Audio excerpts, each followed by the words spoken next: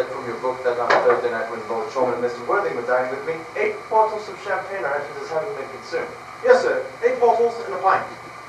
Why is it that at the bachelor's establishment the servants invariably drink the champagne? Ask merely for information. I attribute it to the superior quality of the wine, sir. I've observed that the champagne in Merit household is really a first-rate brand. Good heavens, is marriage so demoralizing as that? I believe it is a very unpleasant state, sir. I've not much experience of it myself, although I've been married once, and that was in consequence of a misunderstanding between myself and a young person. I don't know that I'm much interested in your family life, Lane. No, sir, it's not a very interesting subject. I never think of it myself. Very natural, I'm sure. Thank you, Lane, that will do. Thank you, sir. Lane's views on marriage seem somewhat lax. Really, if the law orders don't set us a good example, what on earth is the use of them? They seem as a class to have absolutely no sense of moral responsibilities. Mr. Earnest Worthing.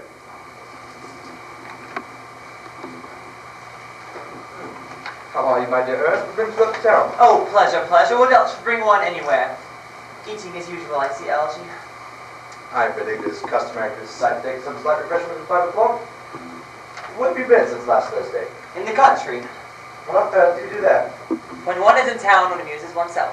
When one is in the country, one amuses other people. It is excessively boring. And who are the people you amuse? Oh, neighbours, neighbours. Not much neighbours in your part of Shropshire. Perfectly horrid. Never speak to one of them. Of immensely you must meet them. By the way, Shropshire is your county, is it not? In Shropshire? Yes, of course. Hello! Why all these cups? Why cucumber sandwiches? Why such reckless extravagance in one so young? Who is coming to tea? Oh, merely Aunt Augusta and Gwendolyn. How perfectly delightful. Yes, that is all very well. But I don't think Aunt Augusta will quite take to your being here. May I ask why? My dear fellow, the way you flirt with Gwendolyn is perfectly disgraceful. It's almost as bad as the way Gwendolyn flirts with you. I am in love with her. I came up to town expressly to propose to her. I thought you'd come up for pleasure. Call that business. How utterly unromantic you are. Nothing romantic about a proposal. Very romantic to be in love. There's nothing romantic about a definite proposal. Why, one may be accepted. One usually is, I believe. Then the excitement is all over. The very essence of romance is uncertainty. If I was married, I'll certainly try to forget the fact. I have no doubt about that, dear Algy. The divorce court was specially invented for people whose memories are so curiously constituted. There's no speculating on that subject. Divorces are made in heaven. These dog types of cucumber sandwiches are ordered specially for Aunt Augusta. Well, you have been eating them all the time. That is quite a different matter. She's my aunt.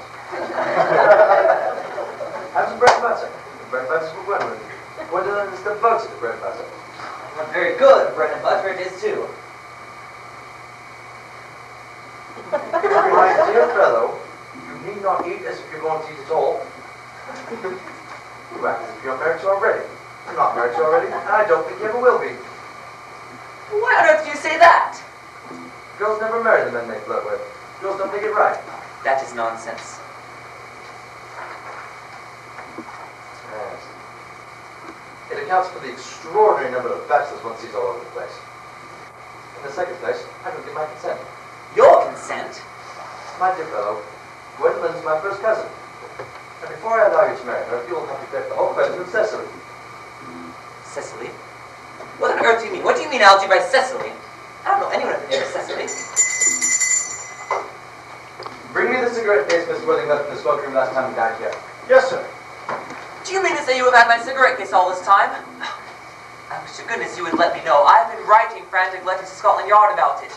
I was very nearly offering a large reward. Well, I wish you would. I happen to be more than usually hard up. There's no good offering a large reward now that the thing is found.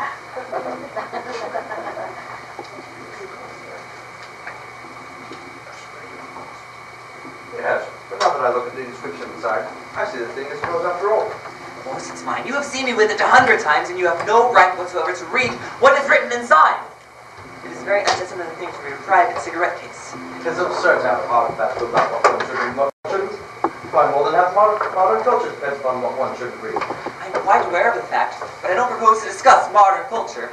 It isn't the sort of thing one should talk of in private. I simply want my cigarette case back. Yes, but this isn't your cigarette case. This cigarette case is a present from someone of the name of Cecily, and you said you don't know anyone of that name. Well, if you want to know, Cecily happens to be my aunt. Your aunt? Yes, charming old lady she is too, lives at Tunbridge Wells. Give it back to me, Algy! But why did she call herself Cecily if she is your aunt and lives at Tunbridge Wells? From little Cecily with the fondest love. My dear fellow, what on earth is there in that? Some aunts are tall, some aunts are not tall. That doesn't matter if it's really an aunt may be allowed to decide for herself. You seem to think that every aunt must be exactly like your aunt. That is absurd. For heaven's sake, give me back my cigarette case! Yes, but why does your aunt call you her uncle? From little Cecily with the fondest love to your dear Uncle Jack. Now, there's no objection, I admit, to an aunt being a small aunt, but why not, no matter what her size may be, she'd call her own nephew uncle? I can't quite make out. Besides, your name isn't Jack at all. It's Ernest. It isn't Ernest. It's Jack. You've always told me it was Ernest. I'm introduced to everyone as Ernest. You answer to the name of Ernest. You look as if your name is Ernest. Why, you are the most earnest-looking person I know. It's absurd you're saying your name isn't Ernest. It's on your cards. Here's one of them. Mr. Ernest Worthing, B. Foldy, Albany. I'll keep this as proof that your name is Ernest if ever you attempt to deny it to me, or to Gwendolyn, or to anyone else. My name is Ernest in town and Jack in the country, and the cigarette case was given to me in the country. Yes, but that does not account for the fact that your small Aunt Cecily, who lives at Tunbridge Wells, calls you her uncle. Come on, boy, you'd much better have everything out at once. My dear Algy, you talk exactly as if you were a dentist. It is very vulgar to talk like a dentist when one isn't a dentist. It produces false impressions. Yes, but that is precisely what dentists always do. Now go on, tell me the whole thing. I may mention I've always suspected you of being a secret and confirmed Bunburyist, and I'm quite sure of it now. Bunburyist? Well, what on earth do you mean by a Bunburyist? I will reveal the meaning of that incomparable expression as soon as you're kind enough to inform me why you were Ernest in town and Jack in the country. Well, produce my cigarette case first. Here it is.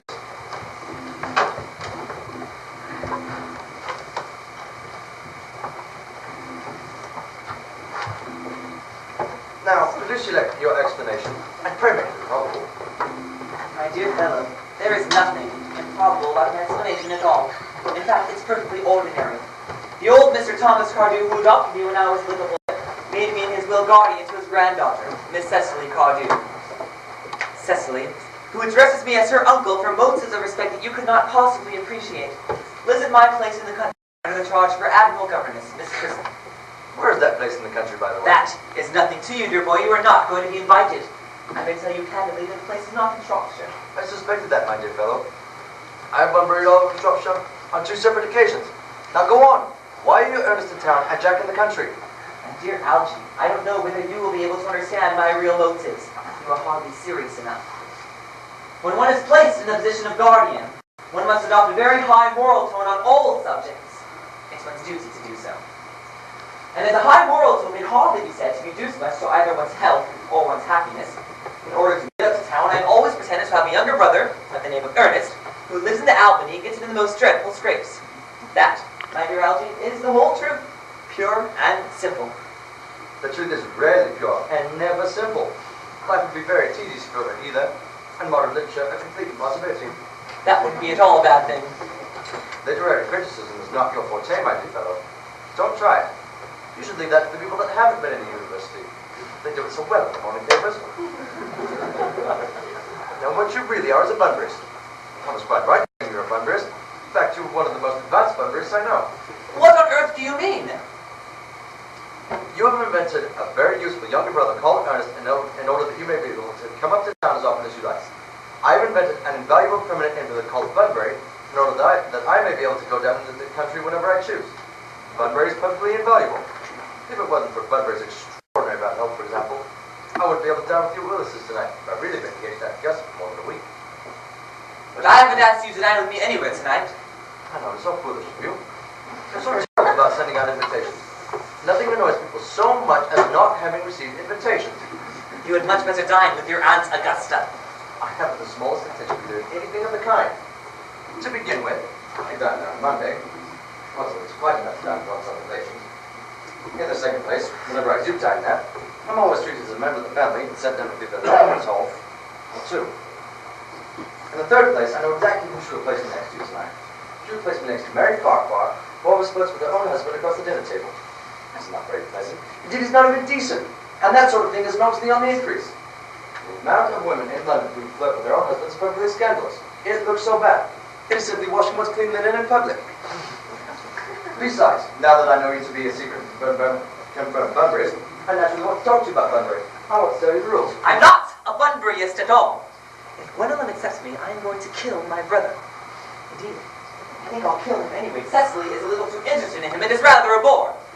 So, I am going to get rid of Ernest. And I strongly advise you to do the same with with that invalid friend of yours who has the absurd name. Nothing will induce me to part with Bunbury. And if you ever get married, which seems to me extremely problematic, you will certainly want to know Bunbury. Any man who marries without knowledge of Bunbury has a very tedious time of it. Oh, that is nonsense. If I marry a charming girl like Gwendolyn, and if she is the only girl in the world that I ever saw that I would marry, I certainly won't want to know Bunbury. Then your wife will. You don't seem to realize that in married life, 3 is company and 2 is none. That, my dear young fellow, is the theory that the corrupt French drama has been propounding for the last 50 years. Yes, and that the happy English home is proved in less than half the time. Oh, for heaven's sake, don't try to be cynical. It is perfectly easy to be cynical. It isn't easy to be anything nowadays.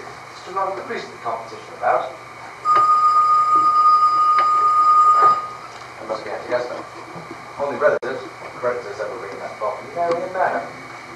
Now, if I get you out of the way for 10 minutes, so that you may have an opportunity for proposing to Gwendolyn, may I dare with your wills tonight?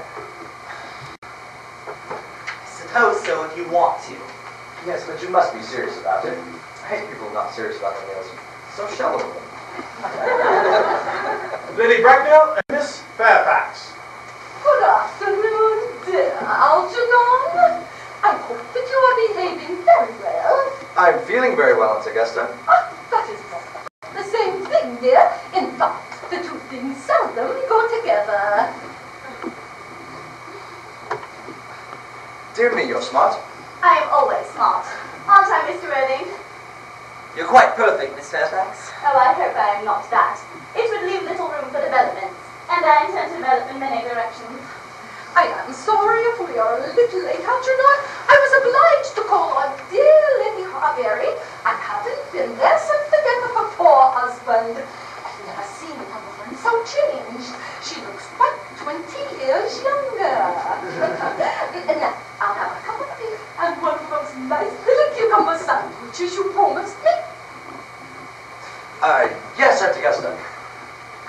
Gwendolyn, won't you come to sit over here? Thank you, Mamma. I'm quite comfortable where I am. Lane? Where are the cucumber sandwiches? There were no cucumbers in the market this morning, sir. I went down twice. No cucumbers. No, sir, not even for ready money. Very well, that will do. Thank you, sir. I must say I'm very distressed about there being no cucumbers, not even for ready money. Oh, it really makes no matter, Algernon. I had problems with Lady Harbury, who seems to me to be living entirely for pleasure now.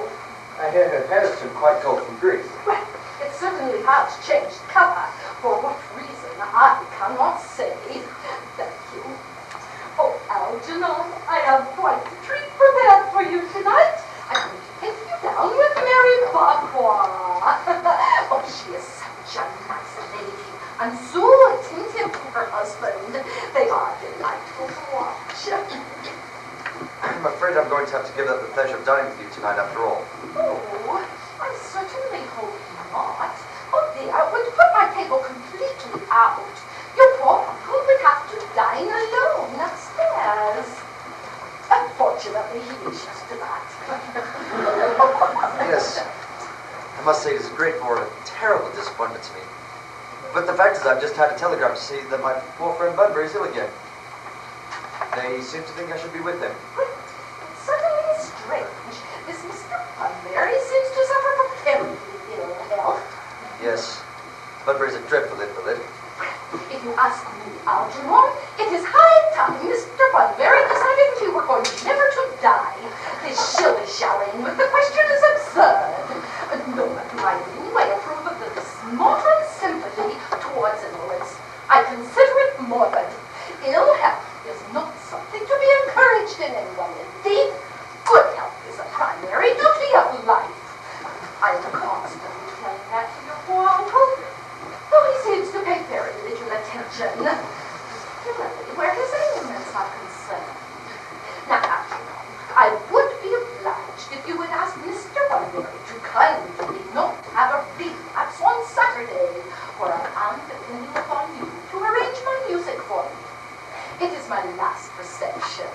and one does want something that promotes conversation, particularly at the end of the season, when everyone who has had something to say has already said it, which probably wasn't much.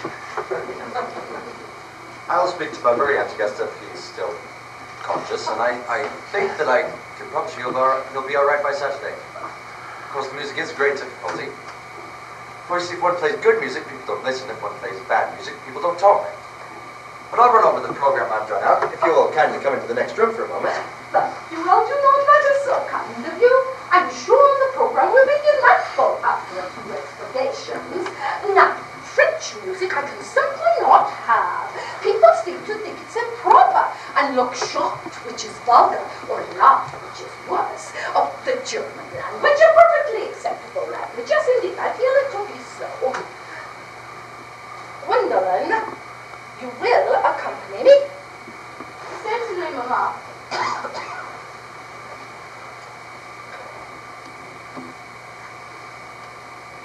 Charming day it has been, Miss Fairfax. Oh, pray don't talk to me about the weather, Mr. Worthing. Whenever people talk to me about the weather, I feel quite certain they mean something else. And that does make me so nervous. I do mean something else. I thought so. In fact, I'm never wrong. And I would like to be allowed to take advantage of Lady Bracknell's temporary absence. I would certainly advise you to do so. Mamma has such a way of coming back suddenly into room. I've often had to speak to her about it. Miss Fairfax, ever since I met you, I have admired you more than any other girl I have ever met. Since I met you. Yes, I'm quite aware of the fact. And I wish that in public, at any rate, you've been more demonstrative. For me, you have always held an irresistible fascination. Even before I met you, I was far from indifferent to you. We live, as I hope you know, Mr. Worthing, in an age of ideals. The fact is constantly mentioned in the more expensive monthly magazines, and has reached a political pulpit, I've been told. My ideal has always been to love someone of the name of Earnest. There's something in that name that inspires absolute confidence.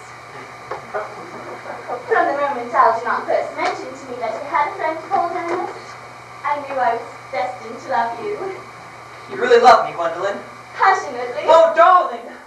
You don't know how happy you've made me. My own Earnest.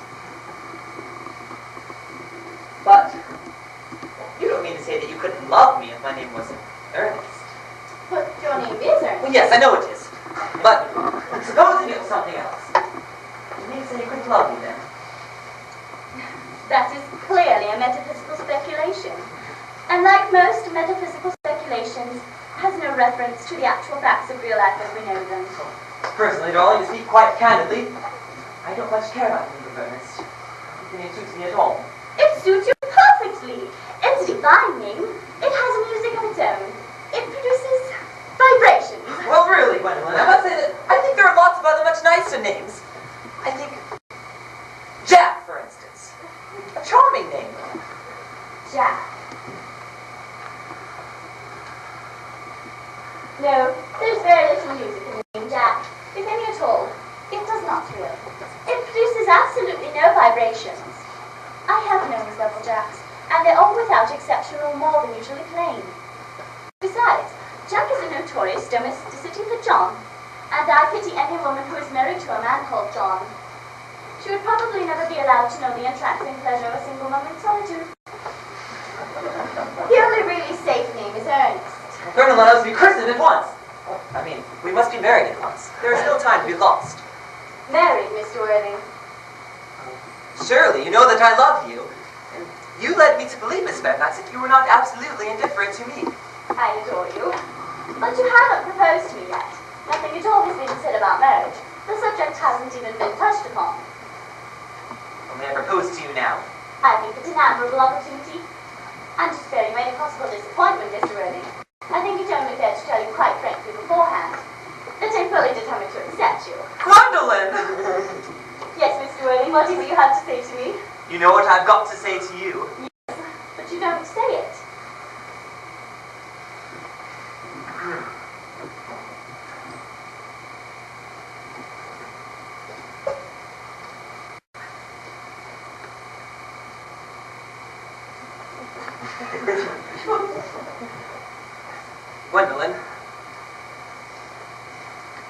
marry me? Of course I will, darling. How long you've been about it, I'm afraid you've had very little experience on how to propose. My own one? I have never loved anyone in the world but you.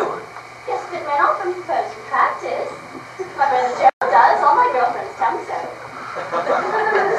What wonderfully blue eyes you have, Ernest. They're quite blue. I hope you will always look at me just like that, especially when other people are present. Mr. Worthing, rise, sir, from that semi-recumbent position. It is indecorous. Mama, I must beg you to retire. This is no place for you. Besides, Mr. Worthing hasn't quite finished yet. Finished with what, may I ask? I am engaged to Mr. Worthing, Mama. Pardon me, but you most certainly are not engaged to anyone. And when you do become engaged to someone, even myself, or your father, should his health permit, inform you of the fact. An engagement should come as a surprise to a young woman, either pleasant or unpleasant, as the case may be. It is certainly not something she should be allowed to arrange for herself. And now, Mr. Worthing, I have a few questions to put to you. And while I make my inquiries, Gwendolyn, you may wait below in the carriage. Mama! In the carriage, Gwendolyn.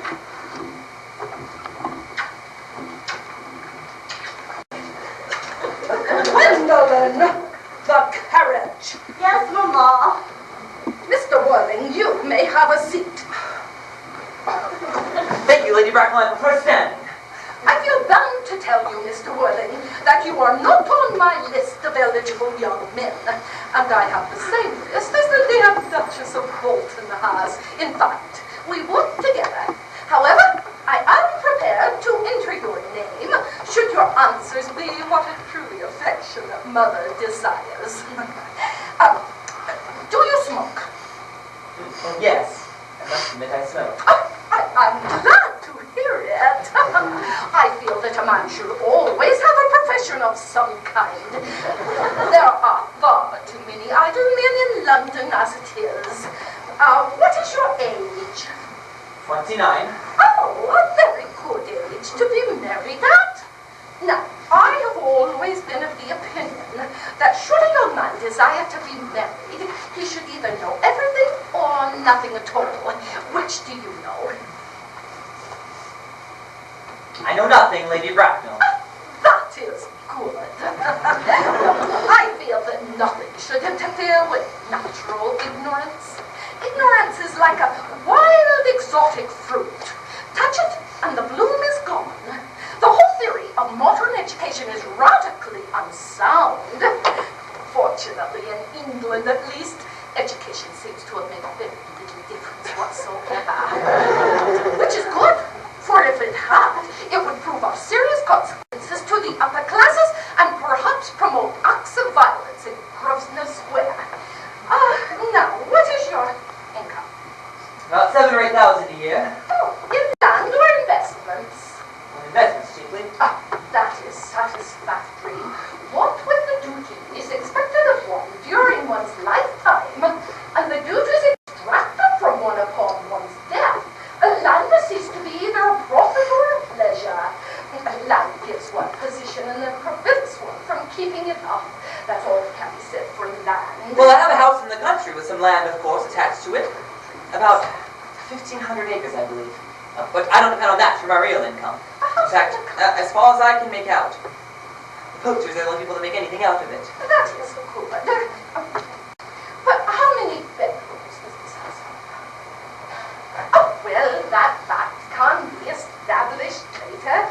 I do hope you also have a townhouse.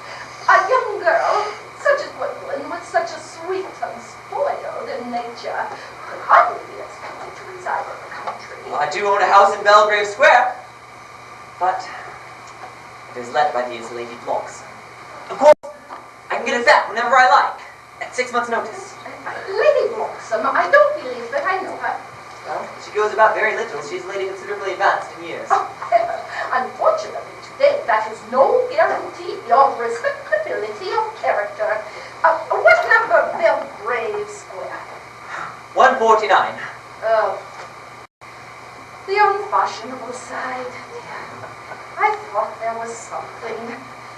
Well, perhaps that can be altered. Do you mean the fashion or the side? Well, if necessary, I presume. Now, what kind of politics? Well, I'm afraid I really have none. I'm a liberal unionist. Oh, they come to Tories. They dine with us, or at least come in the evenings. Now, to minor matters, are your parents living? No, I've lost both my parents. Both? My, to lose one parent seems somewhat like a mild misfortune. To lose both seems somewhat like carelessness. Who was your father? He was evidently a man of some wealth. Was he born into what the radical papers would call the purple of commerce, or did he rise from the ranks of aristocracy? I'm afraid I really don't know. The fact is, Lady Bracknell, I said I lost both my parents. It would be nearer the truth to say that my parents seem to have lost me. I don't actually know who I am. I was found. Found? The late Mr. Thomas Cardew, a gentleman of very charitable and kindly disposition, found me and gave me the name of Worthing because he happens to have a first-class ticket to Worthing in his pocket at the time. Worthing is a place in Sussex. It is a seaside resort. And where did this charitable gentleman, who had a first-class ticket to the seaside resort, find you?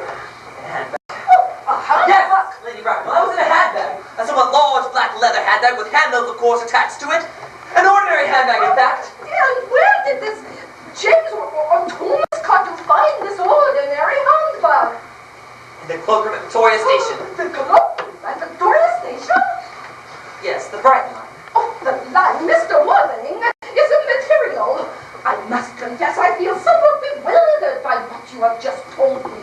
To be born, or at any rate bred, in a handbag, whether it had handles or not, seems to me to show a contempt for the very most common family decencies, and reminds one of the worst excesses of the French Revolution. And I presume, Mr. Worthing, you know what that unfortunate movement led to. As to the locality in which the handbag was found, the cloakroom of a railway station, that have been used to conceal a social indiscretion, which I am sure it has so been used before, it can certainly not be construed as an assured basis for a recognized position in good society. Well, may I ask you then what you would advise me to do? I need hardly say I would do anything in the world to ensure Gwendolyn's happiness. I would advise you, Mr. Worthing, to locate some relatives as quickly as possible, and to make every effort to produce at least one parent before the season is over. Well, let's see how I can possibly manage to do that. I can produce the handbag for you at any moment. It is in my dressing room at home. That should be enough to satisfy you, Lady Bracknell. Oh, me? Me, sir? What could it possibly have to do with me? Surely, Mr. Worthing, you could not imagine that Lord Bracknell and myself would allow our daughter, our only daughter, brought up with the utmost love and respectability, to enter into marriage with a cloakroom and form an alliance with a parcel. Good afternoon, Mr. Worthing. Good afternoon!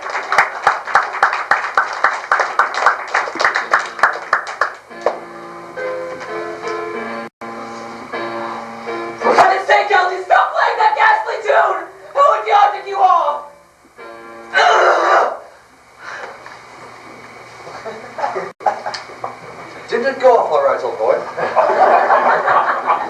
don't mean to tell me Gwendolyn refused you? No, it's no way she has. She's always refusing people. It was most ill-natured of her. Gwendolyn is as right as a church. As far as she is concerned, we are engaged.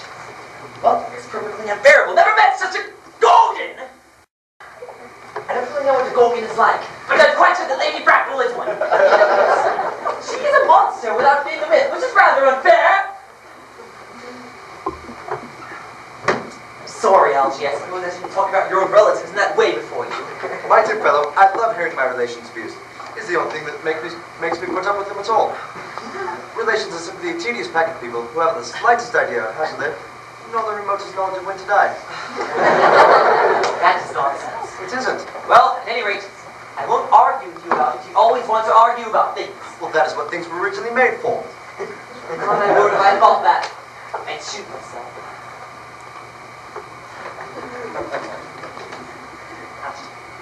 You don't think there's any chance of Gwendolyn becoming like her mother in about 150 years or so, do you? All women become like their mothers. That's their tragedy. No man does, that's his. That's clever. It is perfectly phrased. And quite as true as any observation in civilized life should be. I am sick to death of cleverness! Everybody is clever nowadays. You can't go anywhere without meeting clever people. The thing has become an absolute public nuisance. I wish to goodness we had a few fools left. Oh, we have. I'd very much like to meet them. What do they talk about? The fools? The clever people, of course. Fools! By the way, have you told Gwendolyn the truth yet about your being Earnest in town and Jack in the country? The truth is not the sort of thing one tells to a nice, sweet, refined girl like Gwendolyn. What extraordinary ideas you have about the ways to behave to a woman. The only way to behave to a woman is to make love to her if she's pretty and to someone else if she's plain. Oh, that is nonsense. What about your brother? What about the profligate Earnest? Before the end of the week, I shall have got rid of him. I'll say he died in Paris of apoplexy. Lots of people die of apoplexy quite suddenly, don't they? Yes, but it's hereditary, my dear fellow. It's the sort of thing that runs in families. No, you would much better say a severe. You were quite sure then that severe is not hereditary or anything of that kind. Of course not. Very well then. My poor brother Ernest is carried off suddenly in Paris by severe chill. That gets rid of him. But I thought you said that Miss Cardew was a little too much interested in your poor brother Ernest. Won't you feel his loss a great deal? Oh, that is all right. Cecily is not a silly romantic girl, I am glad to say. She has got a capital appetite, goes on long walks, and pays no attention at all to her lessons. I should rather like to see Cecily. Oh, I will take very good care you never do. She is excessively pretty, and she's only just 18. Have you told Gwendolyn yet that you have an excessively pretty boy who's only just 18? Why does it just blurt these things out to people? Gwendolyn and Cecily are perfectly certain to be great friends. I'll bet you anything you like that a half hour after they met, they will be calling each other sister. Oh. Women only do that when they call each other a lot of other names first. Now, if we're going to get a good table for Willis's, we really must go and dress. Do you know it's nearly 7? It's always nearly 7. Well, I'm hungry. I didn't ring you when you weren't. And what should we do after dinner? Should we go to the theatre? No, I loathe listening. Well, we might go to the club. No, I hate talking. We might try around to the Empire at 10. No, I can't bear to look at things. It is so silly. Well, then what shall we do? Nothing. Nothing. It's awfully hard work doing nothing. However, I don't mind hard work when there's no definite object of any kind. Miss Fairfax. Gwendolyn, upon my word. I'll do kindly tell you back. I have something very particular to say to Mr. Worthing. I don't think I can allow this at all. Al, you always adopt a strictly moral attitude towards life. You're not quite old enough to do that. My own darling. Ernest, we may never be married. From the expression on Mamma's face, I fear we never shall. Few parents nowadays pay any regard to what their children say to them. The old-fashioned respect for the young is fast dying out. Whatever influence I had over Mamma, I lost at age 3. But though she may keep us from becoming man and wife, and though I may marry someone else, and marry often, nothing she can possibly do can alter my eternal devotion to you. Oh, dear Gwendolyn. The story of your romantic origin as related to me by Mamma with unpleasing comments has naturally stirred the deeper fibers of my nature. Your Christian name is an irresistible fascination, and the simplicity of your character is exquisitely incomprehensible to me. Your town address I have. What is your address in the country? The Manor House, Woolton, Bedfordshire. There is a good postal service there, I suppose. It may be necessary to do something desperate, and that, of course, will require serious consideration. I will communicate daily. Oh, my own one. How long do you remain in town? Till Monday. Good. Algy may turn round now. Thanks, I've turned around already. You may also ring the bell. You will let me see to your carriage, my darling. Certainly. I will see Miss Fairfax out. Yes, sir.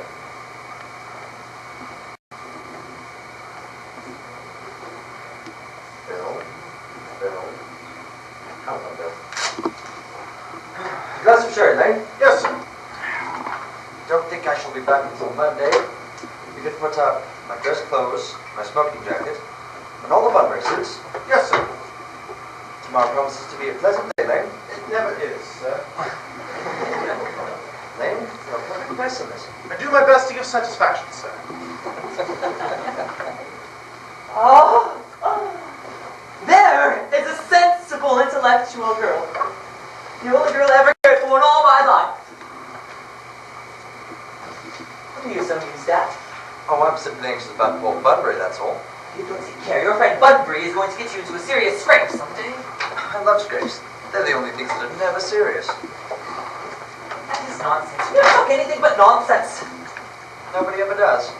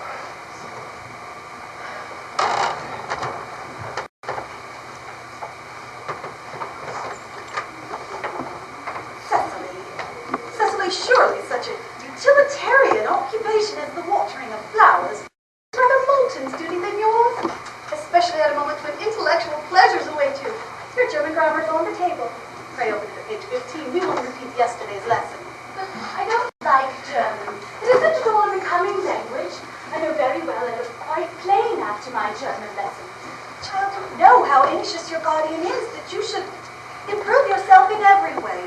He laid particular stress on your German as he was leaving for town yesterday. Did he always lay stress on your German when he's leaving for town? Dear Uncle John, he's so very serious. Sometimes he is so serious that I think he cannot be quite well. Your guardian enjoys the best of health, and his gravity of demeanor is especially to be commended in one so comparatively young as he is. I suppose that is why he always looks a little bored when we do that together. Cecily, I'm surprised at you. Mr. Worthing has many troubles in his life. Idle merriment and triviality would be out of place in his conversation. You must remember his constant anxiety about that unfortunate young man, his brother. I wish Uncle Jack would allow that unfortunate young man, his brother, to come down here sometimes. We might have a good influence over him, Miss Prism. I know you certainly would. You know German and geology and things of that kind influence a man very much. I do not think that even I could produce any effect over a character that, according to his own brother's admission, is irretrievably weak and vacillating. Indeed, I am not sure that I would desire to reclaim him. I am not in favor of this modern mania for turning bad people into good people at a moment's notice. As a man sows, so let him reap. You must put away your diary, Cecily. I really don't see why you keep a diary at all. I keep a diary in order to enter the wonderful secrets of my life. If I didn't write them down, I should probably forget all about them. Memory, my dear Cecily, is the diary we all carry about with us. Yes, but it usually chronicles the things that have never happened, and couldn't possibly have happened. I believe that memory is responsible for nearly all of the 3-volume novels that Moody sends us. Do not speak slightingly of the 3-volume novel, Cecily. I wrote one myself in earlier days. Did you really, Miss Prism? How wonderfully clever you are. I hope it did not end happily. I don't like novels that end happily. They depress me so much. The good ended happily, and the bad unhappily. That is what fiction means. I suppose so. But it seems so very unfair. Was your novel ever published? Alas, no. The manuscript, unfortunately, was abandoned. I use the word in the sense of lost or mislaid. To your work, child, these speculations are profitless. But I see dear Dr. Chasuble coming up through the garden. Dr. Chasuble, this is indeed a pleasure. How are we this morning? Miss Prism, you are, I trust, well. Miss Prism has just been complaining of a slight headache. I think it would do her so much good to take a short stroll in the gardens with you, Dr. Chasuble. Cecily, I haven't mentioned anything about a headache. No, dear Miss Prism, I know that, but I felt instinctively that you had a headache. Indeed, I was thinking about that and not about my German lesson when the rector came in. I hope, Cecily, you are not inattentive. Oh, I'm afraid I am. That is strange. Were I fortunate enough to be Miss Prism's pupil, I would hang upon her lips. I speak metaphorically. Metaphors drawn from bees. Has Mr. Worthing returned from town yet? We do not expect him till Monday afternoon. Yes, he likes to spend his Sundays in London. He's not one of those whose sole aim is enjoyment. And by all accounts, an unfortunate young man his brother seems to be. But I must not disturb Egeria and the pupil any longer. Egeria, my name is Letitia, Doctor. A classical allusion merely drawn from the pagan authors. I will see you both no doubt at evensong. I think, dear Doctor, I will have a stroll with you. I find I have a headache after all, and a walk might do it good. With pleasure, Miss Prism, with pleasure. We might go so far as the schools and back. That would be delightful. Cecily, you will study your political economy in my absence. The chapter on the rupee you may omit. It is somewhat too sensational. Even these metallic problems have their melodramatic side.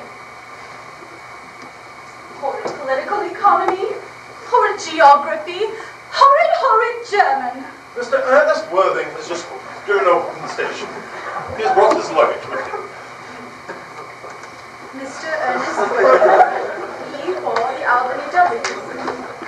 Jack's brother. Did you tell him Mr. Worthing was in town? Yes, miss, he seemed most distressed.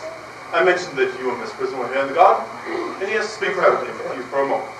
Ask Mr. Worthing to be here. I suppose you'd better talk to the housekeeper about preparing a room for him. Yes, miss. I have never met any very wicked person before. I'm rather frightened. I'm so afraid he will look just like everyone else. He does. You are my little cousin Cecily, I'm sure. You are under some strange mistake. I am not little. In fact, I believe I am more than usually tall for my age. But I am your cousin Cecily. You, I see from your card, are my cousin Ernest. My wicked cousin Ernest. Oh, you mustn't think that I'm wicked. I'm not really wicked at all. If you are not, then you have certainly been deceiving us all in a very inexcusable manner. I hope you have not been leading a double life, pretending to be bad and being really good all the time. That would be hypocrisy. Of course, I've been rather reckless. I'm glad to hear it. And in fact, now that you mention the subject, I have been rather bad in my own small way. I don't think you should be so very proud of that. I'm sure it must have been very pleasant. It's much pleasanter being here with you. I can't understand how you were here at all. Uncle Jack will be back till Monday afternoon. That was a great disappointment. I'm obliged to go by the first train on Monday morning. I have business an appointment I'm anxious to miss. But couldn't you miss it anywhere but in London? No, the appointment is in London. Oh, of course I understand how important it is not to keep a business engagement if one wants to retain any of the sense of the beauty of life, but still I think you had better stay here until Uncle Jack arrives. I know he is anxious to speak to you about your emigrating. About my what? About your emigrating. He has gone up to buy your outfit. I certainly wouldn't let Jack buy my outfit. He has no taste in neckties at all. I don't think you will require neckties. Uncle Jack is sending you to Australia. Australia? I'd sooner die. He said at dinner on Wednesday night that you would have to choose between this world, the next world, and Australia. The accounts I've received of Australia and the next world are not particularly encouraging. This world's good enough for me, Cousin Cecily. Yes, but are you good enough for it? I'm afraid I'm not that. Which is why I would like to reform me. You might make a commission, Cousin Cecily, if you don't mind. I'm afraid I've no time this afternoon. Well, would you mind my reforming myself this afternoon, then? It is rather quixotic of you, but I think you should try. I will. I'm better already. You are looking a little worse. I'm hungry. Oh, how thoughtless of me. I forgot that when one is starting an entirely new life, one requires regular and wholesome meals. Won't you come in? Might I have a buttonhole first? I never have any appetite unless I have a buttonhole first. A marché meal? No, I'd sooner have a pig roast. Why? Because you would like a pig roast, Cousin Cecily. I don't think it should be right for you to talk to me like that. Miss Prism would never say such things to me. Miss Prism is a short-sighted old lady. Yes, produce real life soul. Miss Prism says all good looks are a snare. You're a snare that every sensible man would like to be caught in. I don't think I should like to catch a sensible man. I shouldn't know what to talk to him about.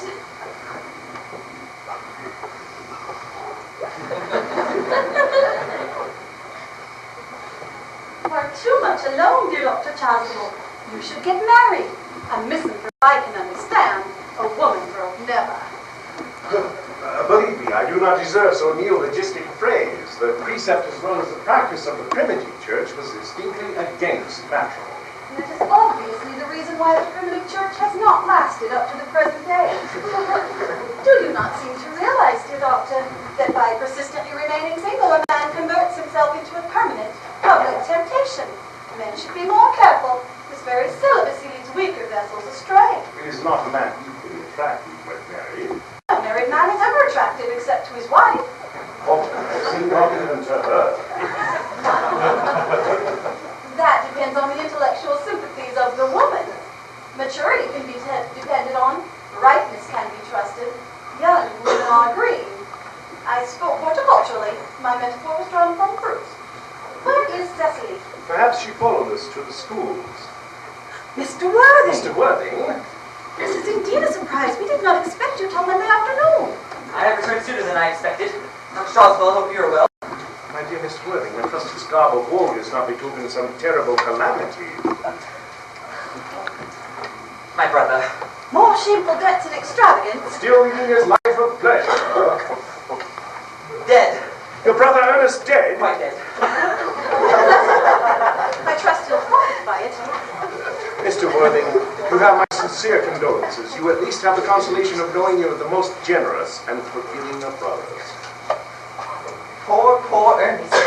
He had his many faults, but this is a sad, sad blow. Oh, very sad indeed. Were you with him at the end? No, he died abroad in Paris. I had a telegram from the manager of the Grand Hotel last night. Was the cause of death mentioned? Severe chill, it seems. As it runs out, shall he? Charity, my dearest cousin, charity. None of us are perfect. I myself am peculiarly susceptible to draws. Will the interment take place here? No, he seems to have expressed a desire to be buried in Paris. Paris. That hardly bespeaks of any serious state of mind at the last. You will no doubt want me to make some slight allusion to this tragic domestic affliction next Sunday. My sermon on the meaning of the manna in the wilderness can be adapted to almost any occasion. Joyful, or as in this case, distressing. I have delivered in harvest celebrations, christenings, confirmations, days of humiliation, and festive days. The last time I delivered it was at the cathedral, a charity sermon for the Society for Prevention of Discontent among the upper orders. The bishop who was in attendance was much struck by some of the analogies I drew. That reminds me, you mentioned christenings, I think, Dr. Charlesville. I suppose you know how to christen all right. I mean, of course, you are continually christening, aren't you? It is, I regret to say, one of the rector's most constant duties in this parish. I have often spoken to the poor classes on the subject, but they don't seem to know what thrift is. Do you have any particular infant in mind? Mr. Worthing, your brother was, I believe, unmarried, was he not? People who live entirely for pleasure usually are. But, well, it does not bring a child, Doctor. I'm quite fond of children. No, the truth is, I would like to be christened myself. This afternoon. You have nothing better to do? Surely you've been christened already. I don't remember anything about it. Do you have any great doubts on the subject? I certainly intend to have. Of course, I don't know if the thing would bother you at all, or if you think I'm a little too old now. Not at all. The sprinkling and indeed the immersion of adults is a perfectly canonical practice. Immersion? You need have no apprehension. Sprinkling is all that is necessary, or I think advisable. Our weather is so changeable. At what hour would you like the ceremony performed? Oh, I might talk around about 5 if that would suit you. Perfectly. I have 2 similar ceremonies to perform at that time. It's a case of twins that occurred recently on an outlying cottage of your own estate. Oh, Jenkins, the carter, a hard-working man. I don't see much fun in being christened along with other babies. It would be childish. It would 5:30, do. Admirably, admirably. Now, I will no longer intrude unto a house of sorrow. I would only beg you not to be too bowed down by grief. What seems to us as a bitter trial is often a blessing in disguise. Seems to me a blessing of an extremely obvious kind. Uncle Jack, oh, I'm so pleased to see you back. But what horrid clothes you have on. Do go and change them. My child, my child! What is the matter, Uncle Jack? You look happy. You look as if you had a toothache. I've got such a surprise for you. Who do you think is in the dining room? Your brother. Your brother Ernest. He arrived about half an hour ago. I haven't got a brother. Don't say that. However badly he may have behaved in the past, he is still your brother. He's so heartless as to disown him. I'll go and tell him to come out. And you will shake hands with him, won't you, Uncle Jack? These are indeed joyful tidings. We've all been resigned to his loss. Something one seems to me peculiarly distressing. My brother's in the dining room. I don't know what it all means. I think it is perfectly absurd.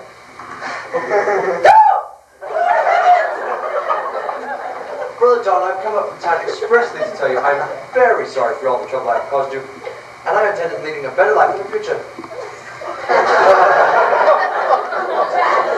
You are not going to refuse your own brother's hand. Nothing will induce me to take that hand. I think it's coming down here disgraceful. He knows perfectly well why. Uncle Jack, do be nice. Ernest has just been telling me about his poor invalid friend, Mr. Bunbury, whom he goes to and there must be much good in someone who would be kind to an invalid and leave the pleasures of London to sit by a bed of pain. He has been talking to you about Bunbury, has he? Yes, he's told me all about poor Bunbury and his terrible state of health. Well, I won't have him talk to you about Bunbury or about anything else. Isn't that to drive one perfectly frantic? Of course, I really admit the faults were on my side, but I must say that Brother John's reception of me is peculiarly painful, especially considering the first time I've been here. Uncle Jack, if you do not shake hands with Ernest, I will never forgive you. ever forgive me? Never, never, never.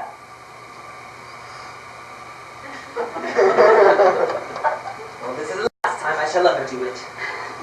Oh, it is pleasant, is it not, to see so perfect a reconciliation? We should leave these brothers together. Cecily, you certainly, Miss Prism. My little task of reconciliation is over. You have performed a beautiful action today, dear child. We must not be premature with our judgments. I feel very happy.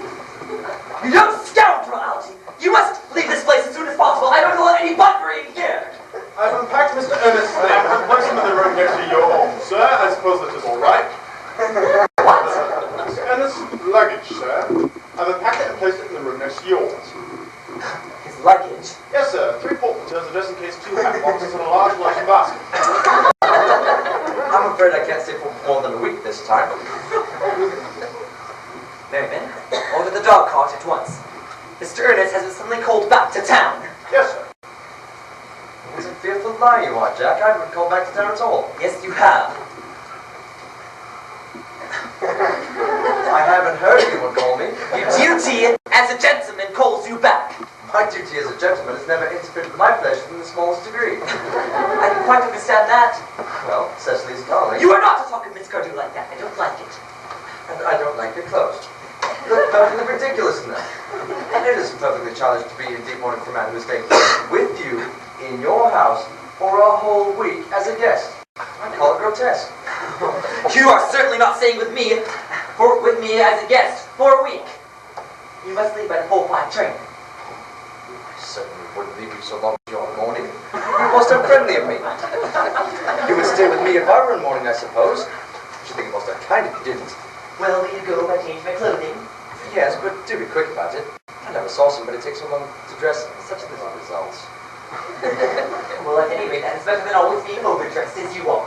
If I'm occasionally a little overdressed, I make up for it by being always immensely overeducated.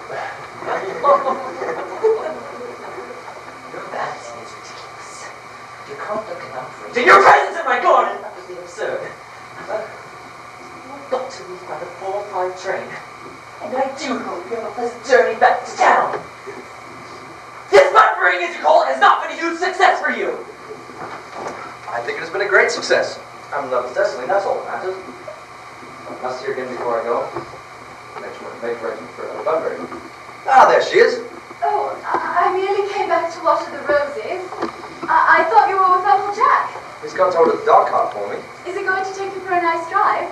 Now he's going to send me away. Then have we got to part? I'm afraid so.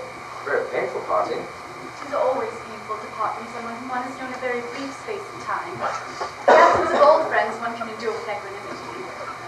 Even a momentary separation from anyone to whom one has just been introduced is almost unbearable. Well, thank you. The dog cart is waiting at the door, sir. It can wait, Merriman, for 5 minutes. Yes, miss. I hope I should not offend you, Cecily, if I state quite frankly and openly that you seem to me to be in every way the visible personification of absolute perfection. I think your frankness does you credit, Ernest. If you'll allow me, I will copy your remarks into my diary. Read about diary. Anything to look at it. Oh, no. It is merely a young girl's record of her own thoughts and impressions, and consequently meant for publication. When it appears in volume form, I hope you will order a copy. Pray, Ernest, don't stop. I delight in taking down from dictation. I have reached absolute perfection. You can go on. I'm quite ready for more. Oh, don't cough, Ernest. When one is dictating, one should speak fluently and not cough. Besides, I don't know how to spell a cough. Cecily, since the first time I've dared to look upon your wildly incomparable beauty, I've dared to love you wildly, passionately, devotedly, hopelessly. I don't think that you should tell me that you love me wildly, passionately, devotedly, hopelessly. Hopelessly doesn't seem to make much sense, does it? Cecily, The dog cart is waiting, sir. don't come around next week at the same hour. Yes, sir. Uncle Jack would be very much annoyed if he knew you were staying on till next week at the same hour. Don't care about Jack. Don't care about anything in the whole world, don't you? Love you, Cecily. You will marry me, won't you? You silly boy, of course. Why, we 3 months. For the last 3 months. Yes, it will be exactly 3 months on Thursday. But how did we become engaged? Well, ever since Uncle Jack first confessed to us that he had a younger brother who was very wicked and bad, you of course have formed the chief topic of conversation between myself and Miss Prism. And of course the man who is much talked about is always very attractive. One feels there must be something in him after all. I dare say it was foolish of me. I fell in love with you, Ernest.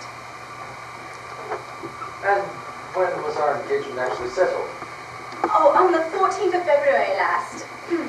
Oh, worn out by your entire ignorance of my existence, I determined to end the matter one way or the other. And after a long struggle with myself, I finally accepted you under this dear old tree here. The next day I went out and bought this ring in your name. Here is the bangle with the true lover's knot that I promised you always to wear. Did I give you this? It's very pretty, isn't it? Yes, wonderfully good taste, Ernest. It's the excuse I've always given for your leading such a bad life. And here is the box in which I keep all your dear letters. But I have never written you any letters. You need hardly remind me of that, Ernest. I remember only too well that I was forced to write your letters for you. I always wrote 3 times a week and sometimes oftener. Do then read them. Oh no, that would make you far too conceited. You wrote to me after I broke off our engagement, so beautiful and so glad it felt. And even now I can hardly think of them without crying a little. Was our engagement ever broken off? Of course it was. On the 22nd of last March. You can read the entry if you like. Today I broke off my engagement with Ernest. I feel it better to do so. The weather still continues charming. But, Cecily, what had I done? I had done nothing. Very hurt indeed to hear that you broke it off. Particularly the weather was so charming. But it would hardly have been a really serious engagement if it hadn't been broken off at least once. And I forgave you before the week was out. What a perfect angel you are, Cecily. Dear romantic boy. I hope your hair curls naturally, does it? Yes, with a little help from others. I'm so glad. And you'll never break off our engagement again, Cecily. I don't think I could break it off now that I've actually met you. Besides, of course, there is the question of your name. Yes, of course. Please don't laugh at me, darling, but it had always been a girlish dream of mine to love someone of the name of Earnest. There is something in that name that inspires absolute confidence. I pity any poor married woman whose husband is not called Earnest. But do you mean to say you could not love me if I had some other name? But what name? Or any name you like. Algernon, for instance. But I don't like the name of Algernon. But, my dear, sweet, loving little darling, I can't see any reason why you should object to the name of Algernon. It is not at all a bad name. In fact, it's a rather aristocratic name. Why?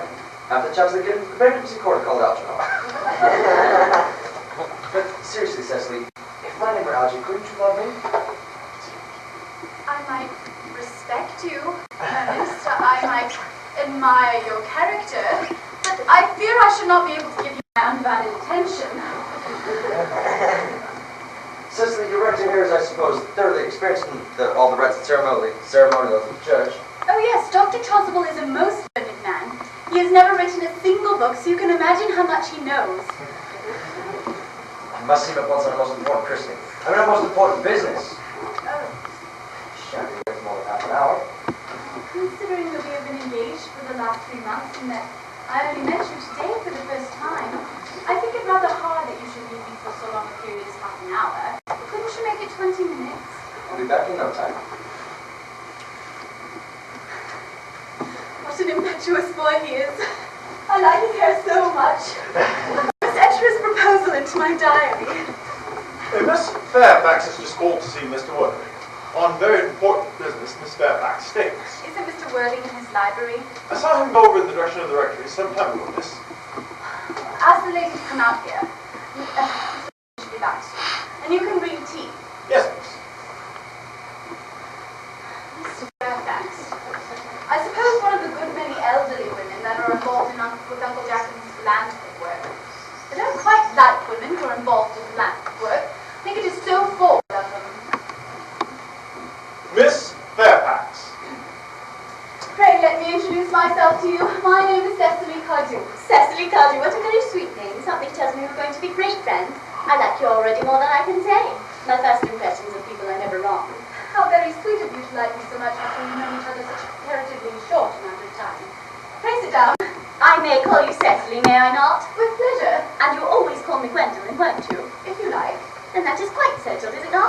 I hope so.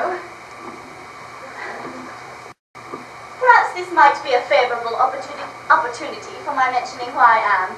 My father is Lord Bracknell. You've never heard of Papa, I suppose? I don't think so. Outside the family circle, Papa, I'm glad to say, is entirely unknown. That is quite as it should be. The home seems to me to be the proper sphere for a man, and certainly once a man begins to neglect his domestic duties, he becomes painfully effeminate, does he not? And I don't like that. It makes men so very attractive. Cecily, Mamma, whose views on education are remarkably strict, has brought me up to be extremely short-sighted. So do you mind my looking at you through my glasses? Not at all, Gwendolyn. I'm very fond of being looked at.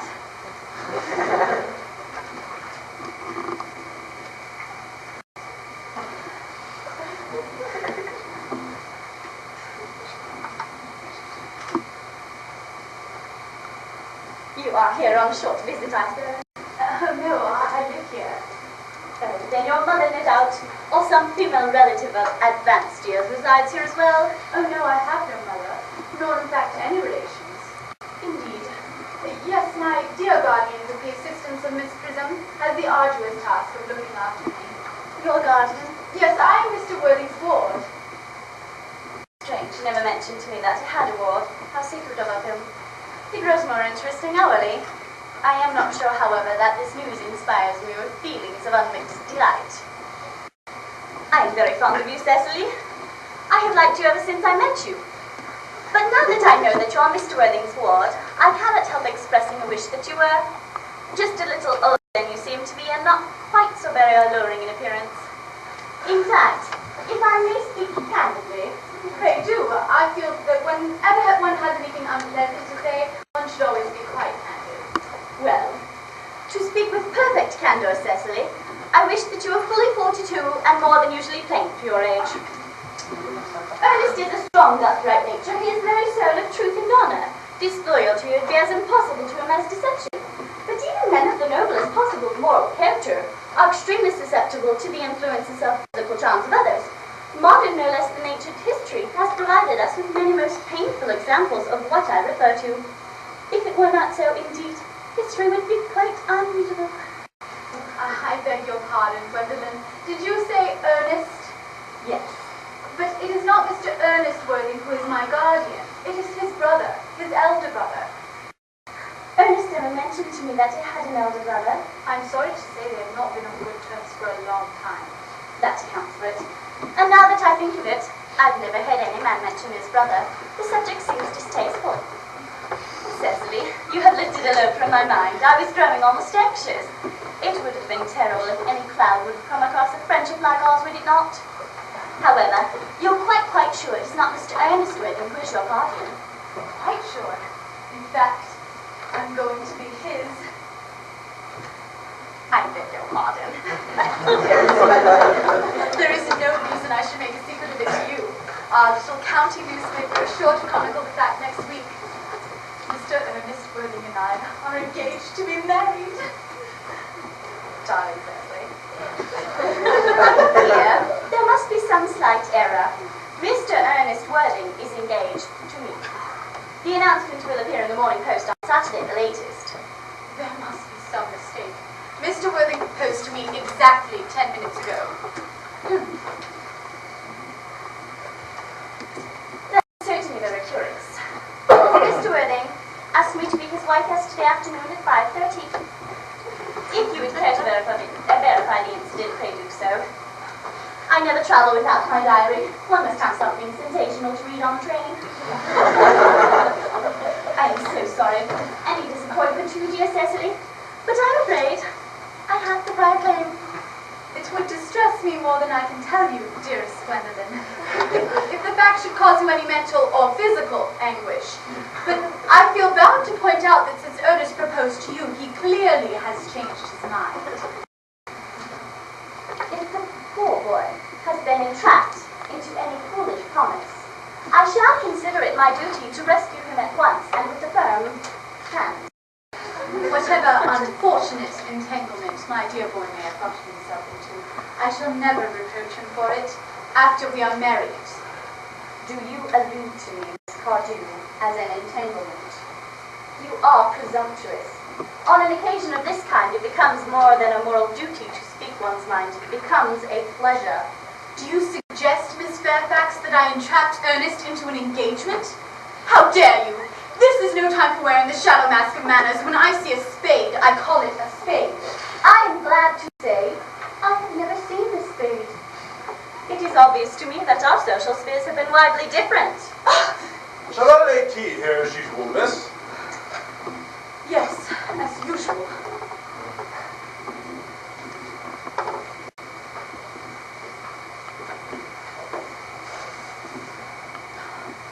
Are there many interesting walks in this vicinity, Miss Cardew? Oh yes, a great many. From the top of one of the hills quite close, one can see 5 counties. 5 counties. I don't think I should like that. I hate crowds. I suppose that is why you live in town.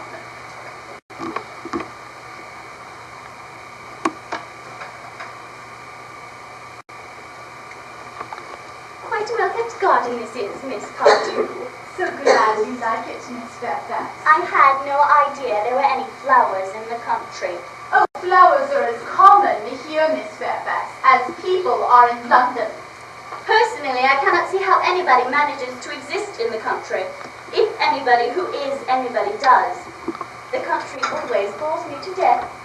Ah, this is what our newspapers call agricultural depression, is it not? I believe the aristocracy are suffering very much from it at present. It is almost an epidemic amongst them, I'm told. May I offer you some tea, Miss Fairfax? Thank you. Detestable girl, but I require tea. No, sugar is not fashionable anymore.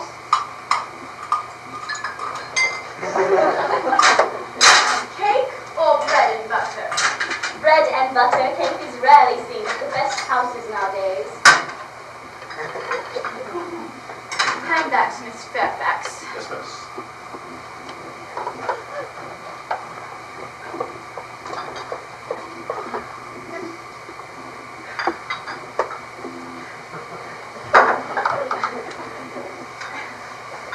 You have filled my tea with lumps of sugar, and though I most distinctly asked for bread and butter, you have given me cake.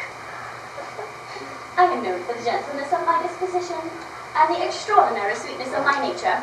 But I warn you, Miss Cardew, you may go too far. To save my poor, innocent, trusting boy from the machinations of any other woman, there are no lengths to which I would not go. From the moment I saw you, I distrusted you. I felt you were false and deceitful. I am never deceived in such manners. My first impressions of people are invariably right.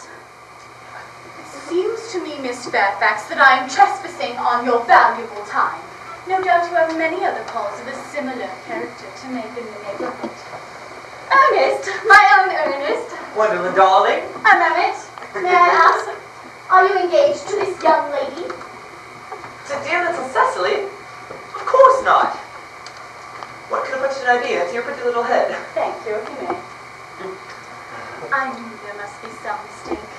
The man whose arm is at present round your waist is my dear guardian, Mr. John Worthing. I beg your pardon. This is Uncle Jack. Jack!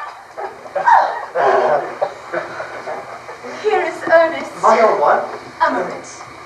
Are you, may I ask, engaged to be married to that young lady? To what young lady? Good heavens, Gwendolyn. Yes, to good heavens, Gwendolyn. To Gwendolyn? Of course not. What could have put such an idea into your pretty little head? Thank you, you may. I felt there was some mistake, Miss Cardew. The gentleman who is currently embracing you is my cousin, Algernon Moncrief. Algernon Moncrief? Oh! Are you called Algernon? I cannot deny it. Is your name really John? I could deny it if I liked. I could deny anything if I liked.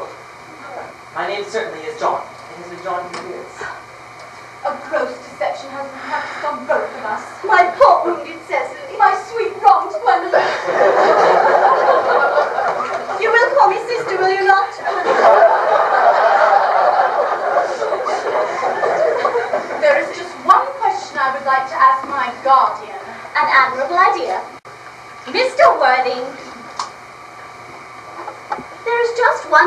I would like to be permitted to put to you.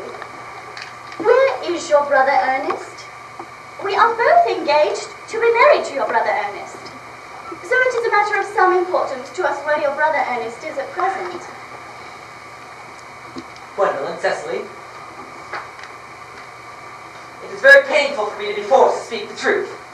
It is the first time in my life that I have ever been reduced to such a painful position, that I have quite an experience in doing anything of the kind. But I will tell you quite frankly that I have no brother Ernest. I have no brother at all. I have never had a brother, and I certainly have not the smallest intention of ever having one in the future. No brother at all? None. Had you never a brother of any kind? Never. Not even of any kind. I am afraid it is quite clear, dear Cecily, that neither of us is engaged to be married to anyone. It is not a very pleasant situation for a young girl suddenly to find herself in. Let us go into the house. They would hardly venture to come after us there. No, men are so cowardly, aren't they? Whoa, this ghastly secret thing is what you call bunburying, I suppose? Yes, and a perfectly wonderful Bunbury it is. Most wonderful Bunbury I've ever had in my life. Well, you have no right whatsoever to Bunbury here. That is absurd. One has a right to Bunbury anywhere one chooses. Every serious Bunbury knows that. Serious Bunbury, it's good heavens! Well, one must be serious about some things if one is to have any amusement in life. I happen to be serious about Bunbury. But you are serious about it, I haven't the slightest idea. Trivial nature. The only small satisfaction I have in the whole of this wretched business is that your friend Bunbury is quite exploded. He won't be able to run out of the country quite so often as he used to, dear Algy, and a very good thing, too. Your brother is a little off color, isn't he, dear Jack? You won't be able to run up off to town as often as your wicked custom was. And not such a bad thing either. As for your conduct towards Miss Cardew, I must say that your taking in a sweet, simple, innocent girl like that is quite inexcusable. To say nothing of the fact that she is my ward. I can see no possible defense at all for you having deceived a really clever, thoroughly experienced young lady like Miss Fairfax.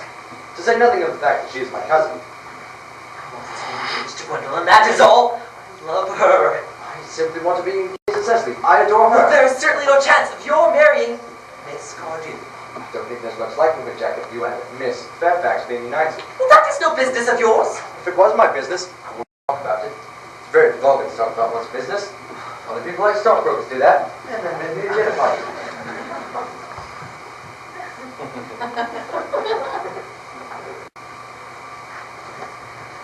How you can stand there calmly eating muffins when we are in this horrible trouble I can't make out. You seem to me to be fervently heartless. I couldn't eat muffins in an agitated manner. The butter would probably get on my cuffs. One should always eat muffins quite calmly. The only way to eat them. I'd say it's perfectly heartless you're eating muffins at all under the circumstances. My dear fellow, whenever I'm in trouble, eating is the only thing that consoles me. Eating when I'm in really great trouble, as anybody who knows me intimately will tell you, I refuse everything except food and drink. Right now I'm eating muffins because I'm unhappy. Besides, I'm particularly fond of muffins. There's no reason why you should eat them all in that greedy way. Jack, how should I have tea cake? I don't like tea cake. Good heavens! I suppose a man may eat his own muffins in his own garden. But you have just said it's perfectly heartless to eat muffins. No, I said it was perfectly heartless of you under the circumstances. That is an entirely different matter. That may be. Give me the muffins. What did I say? To goodness you would go. You couldn't possibly ask me to go without having had some dinner. I never go anywhere without my dinner. Nobody ever does. Except vegetarians and people like that. Besides, I've just made arrangements with Dr. Chasuble to be christened under the name of Earnest at 6:45. My dear fellow, the sooner you go out of that nonsense, the better. I made arrangements with Dr. Chasuble to be christened myself at 5:30. I will naturally pick the name of Earnest. Gwendolyn would wish it. We can't both be christened Earnest. It's absurd. Besides, I have a perfect right to be christened if I like. There is no evidence at all that I've ever been christened by anybody, and I should think it very probable that I never was. It is entirely different in your case.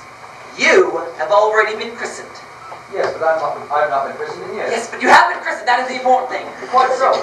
So I know my constitution can stand.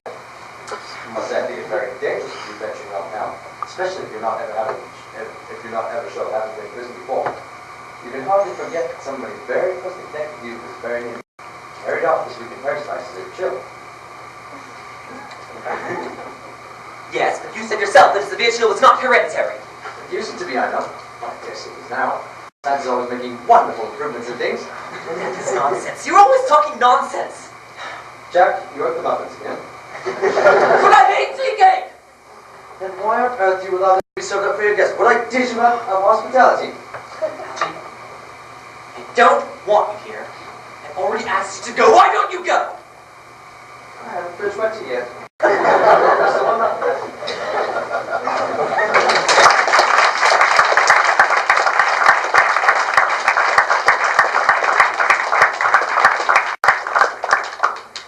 Lords and ladies, 'tis customary in good society to take some slight refreshment between the final acts of the show.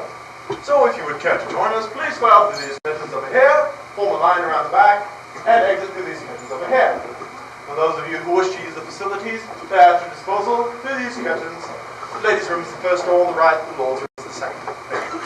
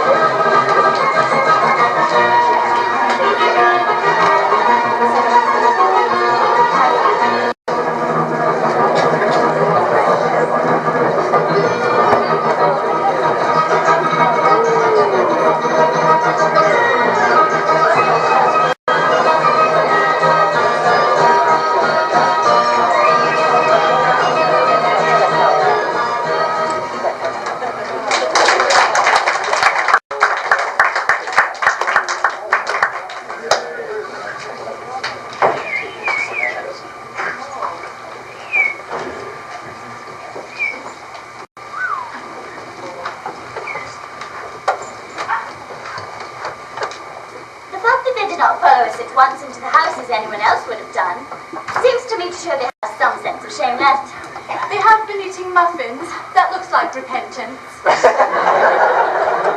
They hardly seem to notice us at all. Couldn't you cough? But I haven't got a cough. Oh. They're looking at us. What effrontery. They're approaching. That's very forward of them. Let us preserve a dignified silence. Certainly, that's the only thing to do now. Dear little buttercup, won't you stay a while?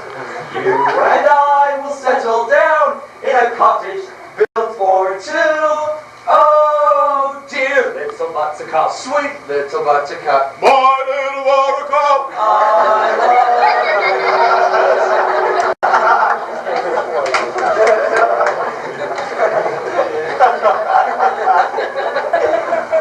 love This dignified silence seems to produce an unpleasant effect. A most distasteful one. But we will not be the first to speak. Certainly not. Mr. Worthing, there is something very particular. I must ask you. Much depends on your reply. Gwendolyn, your common sense is invaluable. Mr. Moncrief, kindly answer me the following question. Why did you pretend to be my guardian's brother? in order that I may have an opportunity of meeting you.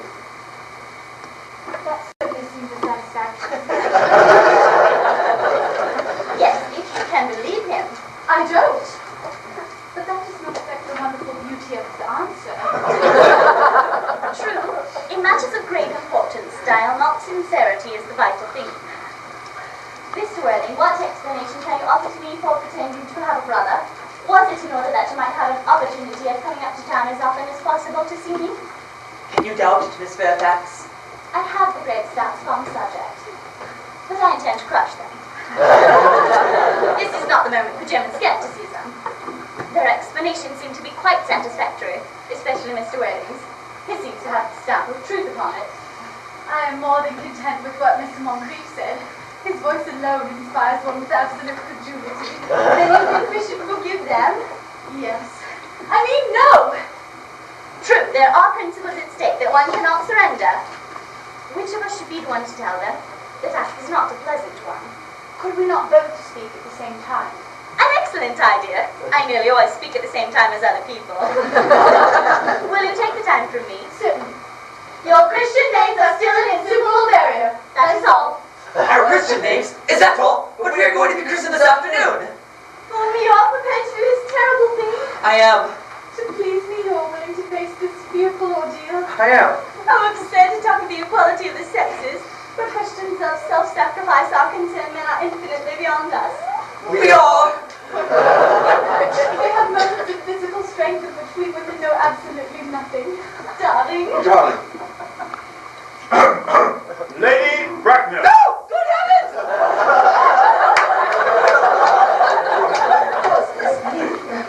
Really that I'm engaged to be married to Mr. Worthington? Come here. Sit down. Sit down immediately. Hesitation of any sort is a sign of mental decay in the young and of physical decline in the old.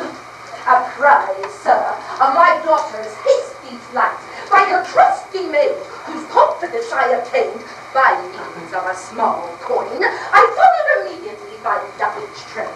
Her poor unhappy father is, I'm glad to say, under the impression that she is attending a rather unusually lengthy lecture of influence of personal income on thought. I do not intend to undeceive him. Indeed, I have never undeceived him on any question. I would consider it wrong, but you, sir, must know that any further communication between yourself and my daughter must cease immediately from this moment on. I am engaged to be married to Gwendolyn Lady Bracknell. You, sir, are nothing of the sort. And now, as regards Algernon. Algernon? Yes, Aunt Augusta. May I inquire, is this the house in which your invalid friend, Mr. Bunbury, resides? No, Bunbury doesn't live here. Bunbury is somewhere else at present. In fact, Bunbury is dead. Dead? When did that happen? It must have been terribly sudden. I killed him this afternoon. I mean, he died this afternoon. Did he die of? He was quite exploded. Was he the victim of a revolutionary outrage? Oh my! I wasn't aware that Mr. Bunbury was interested in social legislation. If so, he was well punished for his morbidity. No, he was found out. That's what I mean. The doctors found out he could not live, so of course Bunbury died. Mr. Bunbury certainly seems to have had a great deal of confidence in the opinion of his physicians. And nevertheless, I am glad that Mr. Bunbury finally arrived at a course of action and followed it through with proper medical advice. And now that we are finally rid of this Mr. Bunbury, may I inquire, Mr. Worthing, who is this young person whose hand my nephew Algernon is holding in what seems to me to be a particularly unnecessary manner? That lady is Miss Cecily Cardew, my own. I'm engaged to be married to Cecily, Aunt Augusta. I beg your pardon. Mr. Moncrief and I are engaged to be married, Lady Bracknell. Oh, I don't know if there's something particularly exciting in the air here in this part of Bedfordshire, but it does seem to me that the number of engagements far exceeds that set down by statistics for us to follow. Perhaps a few preliminary questions by myself would not be out of order. Mr. Worthing, may I inquire, is Miss Cardew in any way connected with any of the larger railway stations in London? I seek merely for information. Until yesterday, I had no idea that there were families or persons who had their origins in a terminus. Miss Cardew is the granddaughter of the late Mr. Thomas Cardew, a wonderful 49 Belgrave Square, SW, Jervis Park, Sporran, Dorking, and the Surrey, Fifthshire, NB. That sounds not unsatisfactory. 3 addresses always inspire confidence in one, even in tradesmen. However, how do I know of their authenticity? I have carefully preserved the court guides of the period. They are open to your inspection, Lady Bracknell. I have known strange airs in those publications. Miss Cardew's family solicitors are Messrs. Markby, and Markby. Markby, and Markby. A firm of the very highest position in their profession. Indeed, I have heard that one of Mr. Markby's is often seen at dinner parties. So far, I am satisfied. How very kind of you, Lady Bracknell. I have also in my possession, you will be glad to hear, certificates of Miss Cardew's birth, baptism, whooping cough, registration, vaccination, confirmation, and the measles, both the German and the English variety. A life filled with incident, though perhaps somewhat too exciting for so young a person. I myself am not in favor of premature experiences. Come, Gwendolyn, it is time for our departure. We have not a moment to waste. I suppose as a matter of course, I should inquire, Mr. Worthing, does Miss Cardew have any small fortune? Oh, only about £130,000 in the funds. That is all. Goodbye, Lady Bracknell. So pleased to have seen you. One moment, Mr. Worthing. £130,000? Oh, and in funds? Oh, Miss Cardew is quite an attractive young woman now that I look at her. Yes, indeed. Oh, a few young women today have any real solid qualities, those qualities that last and improve with time. We live, I fear, in an age of surfaces. Oh, come here, dear. Come here. Oh, pretty child. Your dress looks so simple. Dear, and your hair looks much as nature might have left it. That can soon be altered. A good, experienced French maid can do wonders in a very short amount of time. Oh, yes, indeed. I remember recommending her to young Lady Lansing, and in 3 months' time, her own husband did not know her. And in 6 months' time, nobody knew her.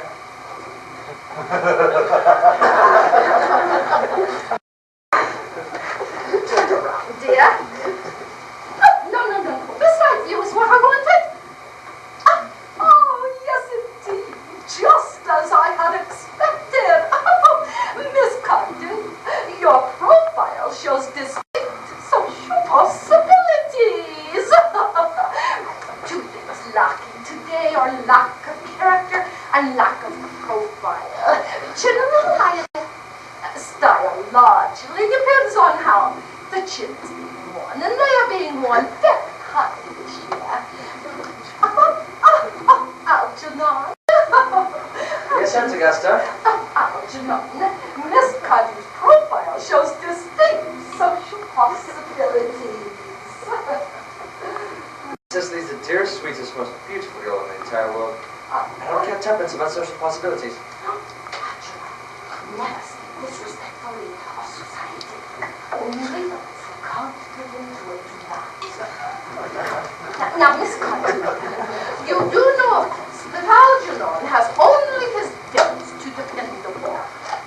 I do not approve of mercenary marriages. Why, when I married Lord Bracknell, I had not the sign of a fortune, but I never dreamt of letting that stand in my way. Yes, indeed, I must give my consent. Thank you, Aunt Augusta. You may kiss Miss Cecily. Thank you, Lady Bracknell. And you may address me as Aunt Augusta for the future. Thank you, Aunt Augusta. Well, I think the marriage should take place quite soon. Thank you, Aunt Augusta. To speak frankly, I do not approve of long engagements. They allow people to get to know each other's character before marriage. I never find that advice. I beg your pardon, Lady Bracknell, for interrupting you. engagement is quite out of the question. I am Miss Carter's guardian, and she cannot marry without my consent until she comes of age. That consent I absolutely decline to give. And on what grounds, may I ask? Algernon is an extremely, I would say, ostentatiously eligible young man. He has nothing, but he looks everything. It pains me very much to have to speak frankly to you, Lady Bracknell, about your own nephew. But the truth is, I don't approve at all of his moral character. I suspect him of being untruthful. Untruthful? My nephew Algernon, impossible. He's an Oxonian. I fear there can be no possible doubt about the matter. This afternoon, during my temporary absence in London, not an important question of romance, he obtained admission to my house by means of the false pretense of being my brother. Under an assumed name, he drank, I've just been informed by my butler, an entire pint bottle of my Perrier Jouet Brut 89, a wine I was specially reserving for myself. Continuing his disgraceful deception, he succeeded in the course of the afternoon in alienating the affections of my only ward.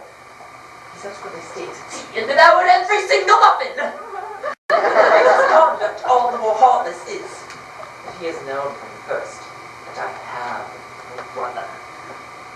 I never had a brother, and I don't intend to have a brother, no, not even of any kind.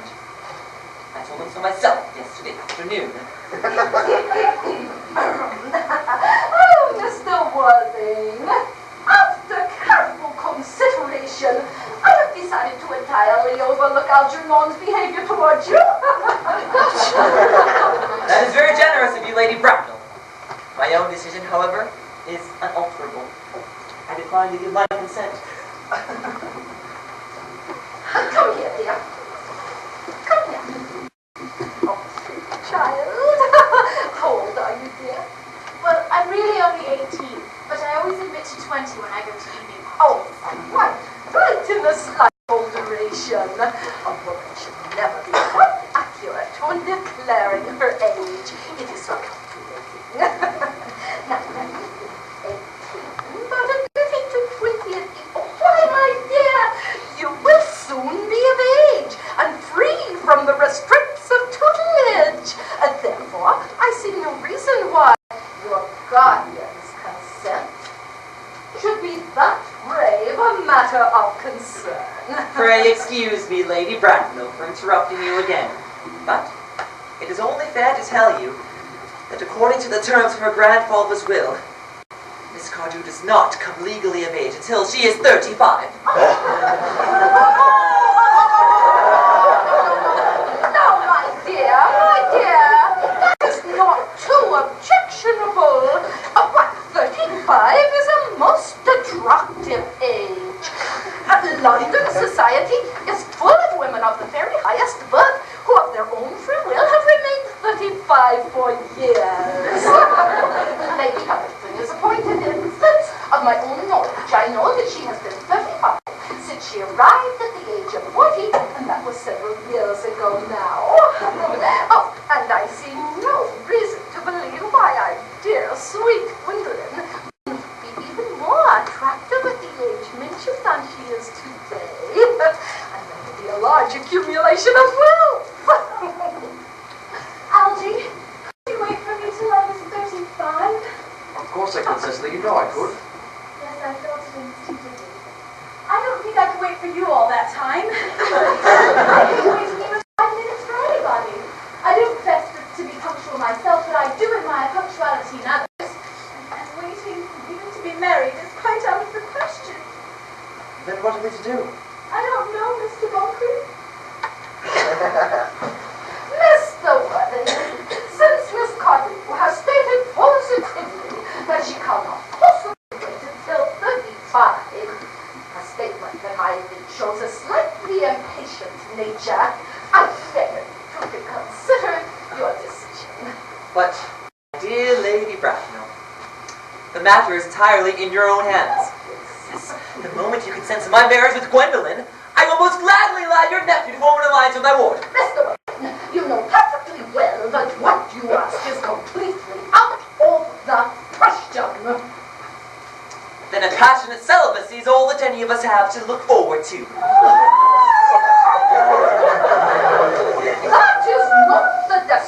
that I have in mind for Gwendolyn.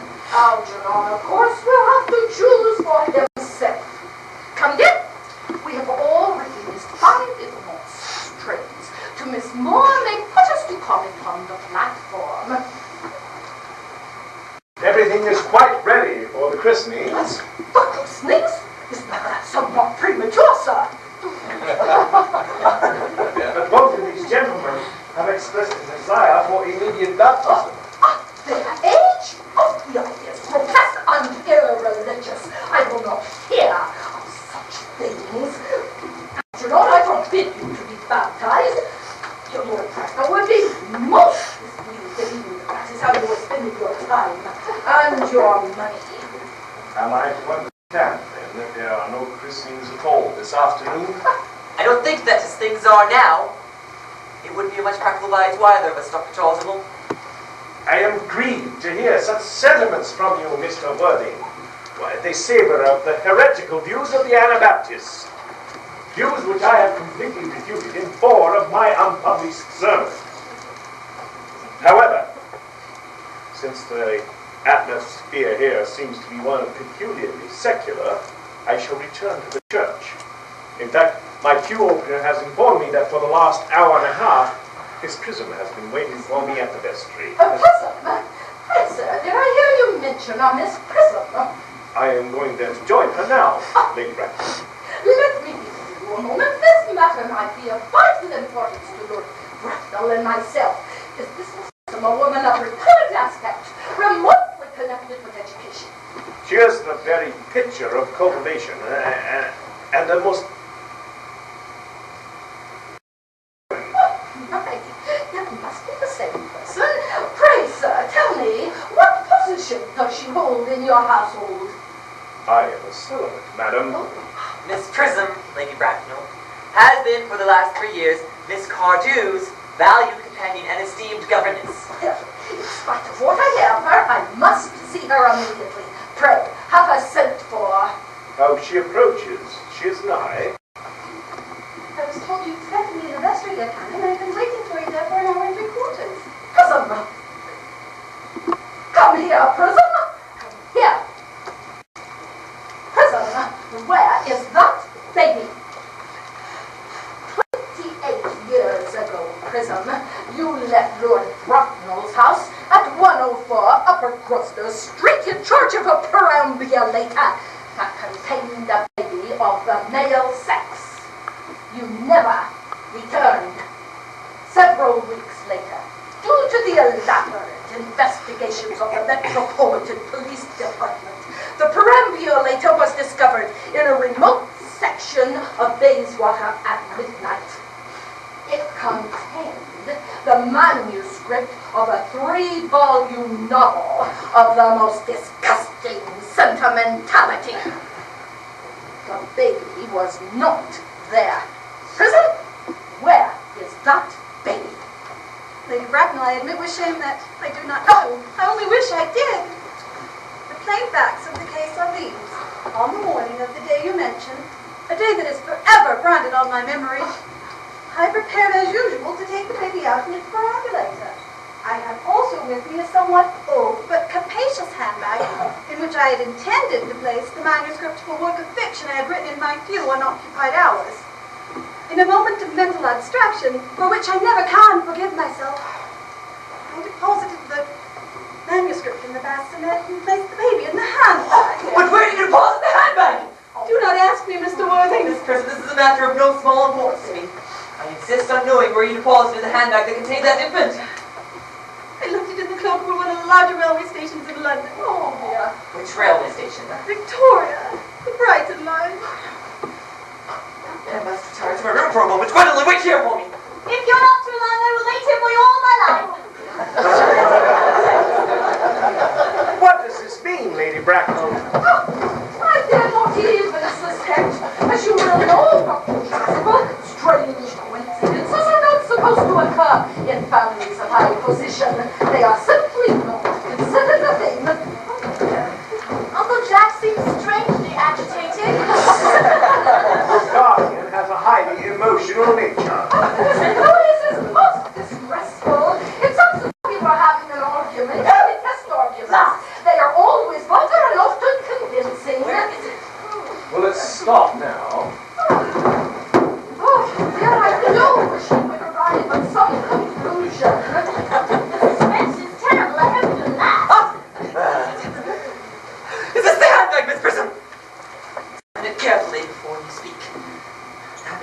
one life depends on your answer. It appears to be mine. Yes, here's the injury received through the upsetting of gouged omnibus in younger Hackaday. And here on the line is the stain caused by the explosion of a temperance beverage, an incident that occurred at Leamington. And here on the lock are my initials. I had forgotten that in an extravagant mood I had had them placed there. The bag is undoubtedly mine. I am so delighted to have it so unexpectedly restored to me. It has been a great inconvenience being without it all these years. Miss Prism, what is restored to you in this handbag? It was the baby you placed inside it. You? Yes, Mother! Mr. Worthing, I'm unmarried. Unmarried? Well, I do not deny that is a serious blow, but... No. Who has the right to cast a stone against one who has suffered? Cannot repentance wipe out an act of folly? Why should there be one lawful man and another for women? Mother? I forgive you. Mr. Worthing, there is some error. There is the lady who can tell you who you really are. Practical, I hate to seem inquisitive, but would you kindly inform me who I am?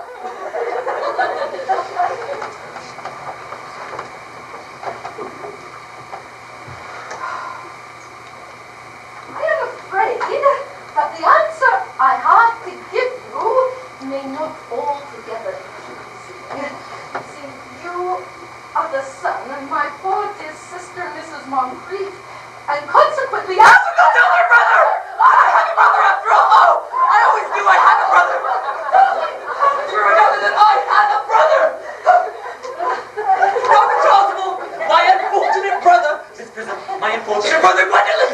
My unfortunate brother! Elsie, you young scoundrel! You'll have strictly more respect in the future. You have never behaved to me like a brother in all your life. Well, I have been out of practice. What old are you? What is your Christian name now that you've become someone else? I had quite forgotten that point. Your decision on the subject of my name is irrevocable, I suppose. I never change except in my affections. What a noble nature you have, Gwendolyn. The question had better be settled at once. Augusta! A moment.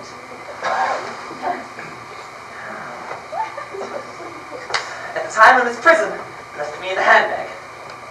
I've been christened already. Why, of course.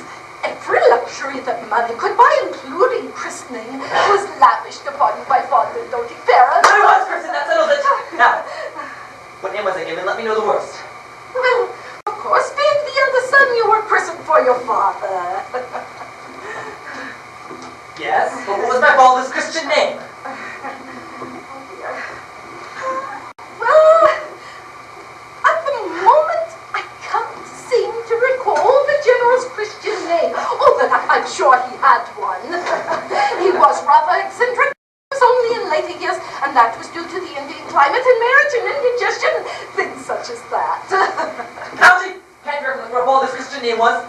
My dear fellow, we were never even on speaking terms. He died before I was a year old. His name would appear in the obulus period, I suppose, after they got started. Well, the General was essentially a man of peace, except in his domestic life. But yes, I'm sure he would be listed in any army journal. The army lists of the last 40 years are here! Oh, he's delightful function in my constant study! Generals. Mellon, Maximum, Maglet. What ghastly names they all have. Maltby, Mixby, Maltby! Lieutenant, Colonel, Lieutenant Colonel, General, 1869, Christian names! Earnest, John. I always told you that my name was Earnest, didn't I, Gwendolyn? I mean, it is Earnest after all. It is naturally Earnest. Ah, yes. Now I recall. The General was called Earnest. I knew there was a particular reason for disliking the name. My own Ernest, I felt from the first you could have no other name. Gwendolyn, it is a terrible thing for a man to suddenly realize that all his life he has been speaking nothing but the truth. You never forgive him. I can't, that you are sure to change. My own one.